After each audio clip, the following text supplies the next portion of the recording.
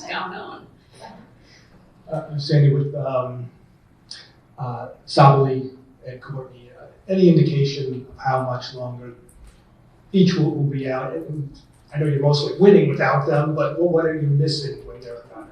Yeah, no new information for now. It's still day by day with Nyara and Sluty, and like I said, it's we'll plan for them when they get back. So it's just unknowns at the moment. What we miss, we miss a lot. They're key players for us. I mean, Courtney Van Sloop is one of the best playmakers in the league, and it helps us with our pace definitely, and another handler for us. And Nyara is just another big body. I thought she had some really good minutes for us early in the year before she got injured and was making good progress. But look, it's a big picture. We see a big picture, and hopefully we can get them healthy and start integrating them back in and building. And following up on that, obviously in the most updated recovery report, it said that B was questionable.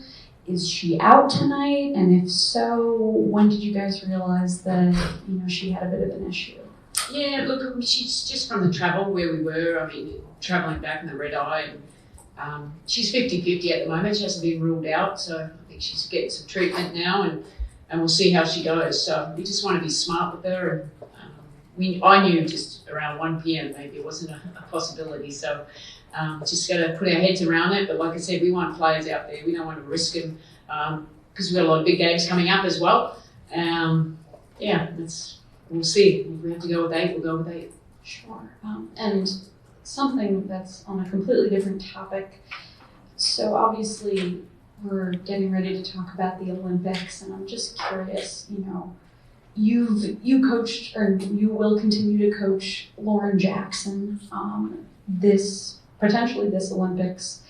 I guess I'm just curious if there's a similar storyline to Diana on USA, where it's sort of like these are players who, while they're not at the peak of their career, they're still really important to getting the job done. Yeah, that's a great question. I'm glad you brought that up. I was asking people yesterday, I'm like, why isn't Diana being spoken about enough for what she does at the age of 42 and still play at such a high level?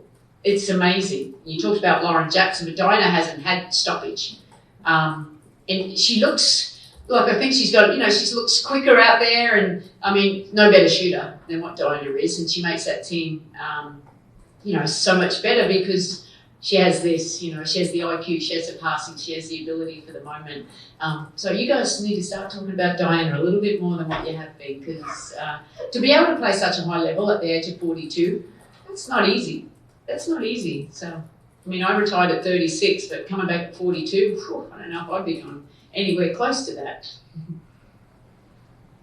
Sandy, you guys have the 5 games in 8 days to get the Commissioner's Cup championship.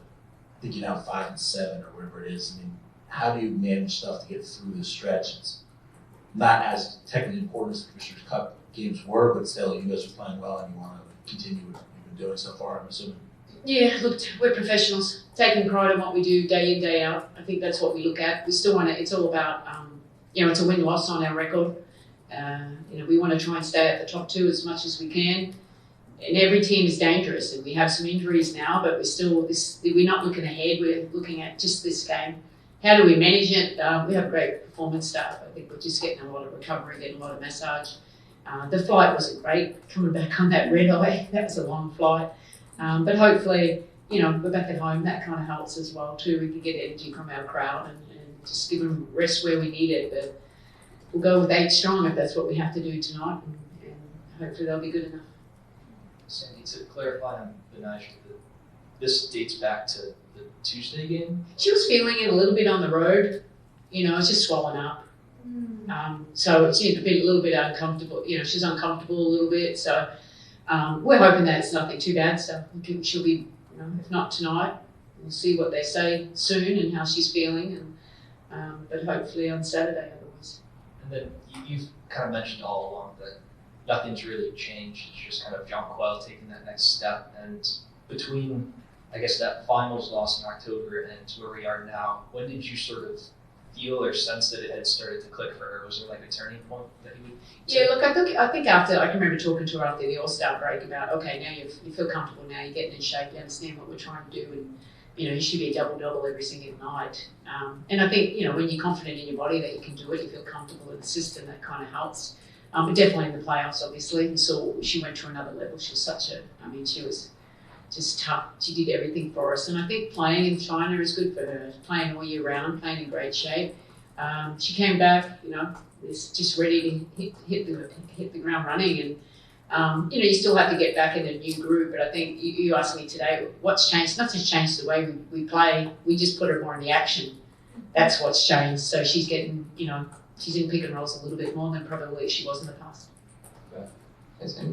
How different do you expect LA to be without Cam? And I guess, by extension, what have you seen from Rakia this year through the first month that has caught your eye for whatever reason?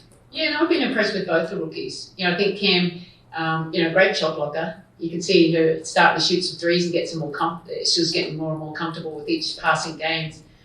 Just like our young kid, Leo, it's more about the fouling. Was probably the only thing that kind of got her out of rhythm a little bit. So I wish her, obviously a good recovery, and her future's going to be bright, and I hope she can make bigger and better than ever. It's unfortunate about the Olympics, if anything. It's all for the kid there. It only comes every 4 years, so but she'll have more opportunities as we move forward. And Jackson, I've been really impressed with her. Really impressed. She shoots the three better than I thought she is. She's got a good mid-range. She gets to the rim. She's an athlete. She hits the boards. So they're great two picks for LA, and really good two players that they can build around. Coach, what are your keys tonight, just in general? What do you guys have to do to kind of control tempo and all that? Yeah, look, I didn't think we had our best game in Phoenix. It was nowhere near where we needed to be. We had a little bit of slippage, so it's just getting back to the mindset of playing Liberty basketball at both ends of the floor. Our talk, just being, communicating a little bit more. We had, too many people left open. You can't against a team like Phoenix, but, different teams, but we got to stay true to who we are. That toughness, we have to bring that toughness. How can we be disruptive? It's a team that turns it over, so how can we, take them out of their rhythm a little bit, execute our scout better than what we did in Phoenix. It's just be better than our last game, and that's what I'm encouraging. What helped us get all those wins in a row, we have to get back to that and playing great team basketball. Sandy, little change of scenery with the Commissioner's Cup final. You'll be playing at UBS Arena. So how do you make sure that it feels like a home game for your team, but also what's your message to fans to get them out there?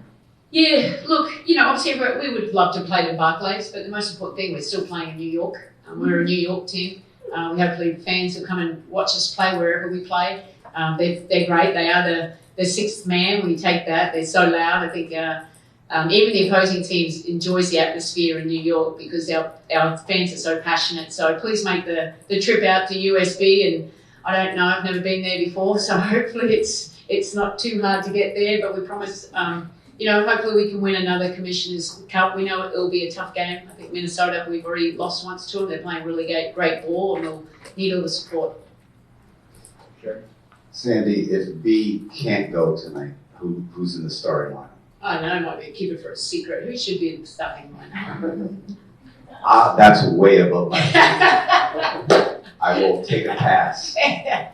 Leo will go into the starting lineup. I'm not a coach that holds on to 30 minutes before. Thank you. Okay, come on. I just wanted to ask about Marquisha, specifically in a season where there's not a lot of practice time, a lot of reps. How do you evaluate her progress, what she needs to get better at maybe like during this upcoming Olympic break? Yeah, look, and that's, it's hard for a rookie coming in and not getting those opportunities, but you see she feels more comfortable each day, just comfortable with her teammates, her interactions with the teammates. And when she gets on the court, when we ever do practice, she feels more and more comfortable. But I think the Olympic break is going to be a good reset for us to continue to, develop her game and make her feel good about where she's at. Will there be an opportunity if B doesn't play tonight? I mean, we'll see. We'll see how the game goes. It'd be great to get her in because, I think she just needs that experience more than anything now. Thanks, Coach.